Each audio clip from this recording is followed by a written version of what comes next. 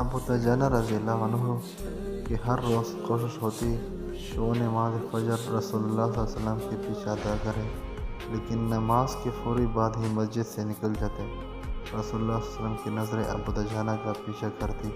جب ابو دجانہ کا یہی معمول رہا تو ایک دن رسول اللہ صلی اللہ علیہ وسلم نے ابو دجانہ کو روک کر پوچھا، ابو دجانہ، کیا تمہیں اللہ سے کوئی حاجت نہیں ہے؟ ابو دجانہ گویا ہوئے، کیوں نہیں اے اللہ کے رسول صلی اللہ علیہ وسلم، میں تو لمحہ بھر بھی اللہ کے مستغنی نہیں ہو سکتا۔ رسول اللہ صلی اللہ علیہ وسلم فرمانے لگے، تو پھر آپ ہمارے ساتھ نماز ختم ہونے کا انتظار کیوں نہیں کرتے اور اللہ سے اپنی حاجات کے لیے دعا کیوں نہیں کرتے؟ ابو دجانہ کہنے لگے، اے اللہ کے رسول صلی اللہ علیہ وسلم، دراصل اس کا سبب یہ ہے کہ میرے پڑوس میں ایک یہودی رہتا ہے جس کی کھجور کے درخت کی شاخیں میرے گھر کے صحن میں لٹکی ہوئی ہے، اور جب رات کو ہوا چلتی ہے تو اس کی کھجوریں ہمارے گھر میں گرتی ہے۔ میں مسجد سے اس لیے جلدی نکلتا ہوں تاکہ ان کی گری ہوئی کھجوروں کو اپنے خالی پیٹ بچوں کے جاگنے سے پہلے چن کر اس یہودی کو لوٹا دوں۔ مابعد وہ بچے بھوک کی شدت کی وجہ سے ان کھجوروں کو کھا نہ لیں۔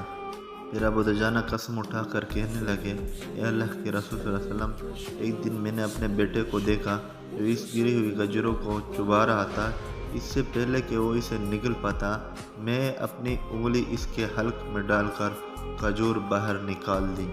اللہ کے رسول صلی اللہ علیہ وسلم، جب میرا بیٹا رونے لگا تو میں نے کہا، اے میرے بچے، مجھے حیا آتی ہے کہ کل قیامت کے دن میں اللہ کے سامنے بطور چور کھڑا ہوں۔ سیدنا ابوبکر رضی اللہ عنہ پاس کھڑے یہ سارا ماجرا سن رہے تھے۔ جذبہ ایمانی اور اخوت اسلامی نے جوش مارا تو سیدھے اس یہودی کے پاس گئے اور ان سے کھجور کا پورا درخت خرید کر ابو دجانہ اور اس کے بچوں کو ہدیہ کر دیا۔ پھر کیوں نہ اللہ سبحانہ و تعالیٰ ان مقدس ہستیوں کے بارے میں یہ سن جاری کرے، رضی اللہ عنہ ورضوا عنہ، اللہ ان سے راضی ہوا اور وہ اللہ سے راضی ہوئے۔ چند دنوں بعد جب یہودی کو اس سارے مجرے کا پتہ چلا تو اس نے اپنے تمام اہل خانہ کو جمع کیا اور رسول اللہ صلی اللہ علیہ وسلم کے پاس جا کر مسلمان ہونے کا اعلان کر دیا۔ الحمدللہ الاسلام۔